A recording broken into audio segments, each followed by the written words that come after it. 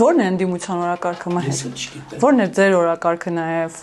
պարզապես վարչապետի հրաժարականը։ Մենք ասում ենք, որ այո, օրենք համաձայն չենք այն ժամանակ դելիմիտացիա դեմարկացիայի հետ։ Շատ բաներ պարզ չէր, կարծում ենք թե ինչ որ ավելի շատ հողերի հանձնում է գնում, որովհետև այդպես էր ինֆորմացիան տարածում, պարզաբանում չկար։ Հիմա որ անցել է ժամանակ, արդեն շատ ուրիշ ձև է հայացքները, հա։ Հիմա այն մարդը, որ իր կարծիքը երբեք չի փոխում, որովհետև կարծիքը այնպիսի բան է, որ եթե դու տեսնում ես իրականությունը, պետք է ուրեմն փոխես քո կարծիքը։ Հիմա օրինակ տեսնում եմ ընդդիմությունը ամբողջովին քննադատում է վարչապետի հանդիպումը Միացյալ Նահանգներում Դոնալդ Թրամփ նախագահի հետ եւ Ալիևի հետ եւ ասում են, որ դա խաղաղություն չի եւ այլն։ Ես համաձայն չեմ։ Եթե խաղաղությունը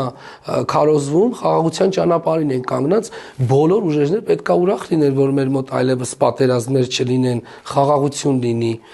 Ես չեմ հասկանում իրանք ինչ են ուզում, ենթադրենք ընդդիմությունը եկավ իշխանություն, ինչ պատերազմ պետք է լինի, նույն խաղաղության թեզը պետք է չէ տարվի, հետ որ մի երկրի ղեկավարությունն է ուզում պատերազմ։ Չէ, օրինակ Ռոբերտ Քոչարյանն ասում է, որ մենք մեզ չենք սահմանափակելու այս 29000-ով, քեզ գործոն չեն ընկալի պարզապես, իսկ դա ուղղակի նշանակում է նկատում այլ երկրի սահմանների, տարածքների։ Նոր պատերազմ, հա։ Չէ, դա անթույլատրելի է, որովհետև յուրաքանչյուր երկրի ղեկավար պարտավոր է ձգտի խաղաղությանը, պարտավոր է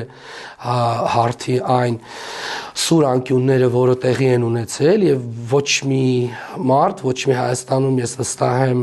թեկուզ իմ շրջապատում մարդիկ ոչ մեկ չեն ուզում պատերազմ։ Այսինքն դուք խաղաղության օրակարգին դեմ եք։ Միանշանակ ես խաղաղության օրակարգի այդ ուղղության կողմնակից եմ եւ ողջունում եմ գործող իշխանության, մեր երկրի վարչապետի այդ ճանապարհը, որը նա հիմա կանգնած է այդ ճանապարհին։ Մենք բոլորս պետք է ձգտենք դեպի խաղաղություն, թե մեր ներսում ինչպիսի զարգացումներ քաղաքական կլինեն, դա հարցի երկրորդ կողմն է, բայց խաղաղությունից լավ բան չկա, բոլորն էլ ուզում են խաղաղ ապրել։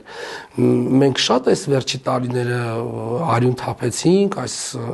ամեն ինչի միջով անցանք, հերիք է, մարդիկ պետք է վերջը հանգիստ ապրեն։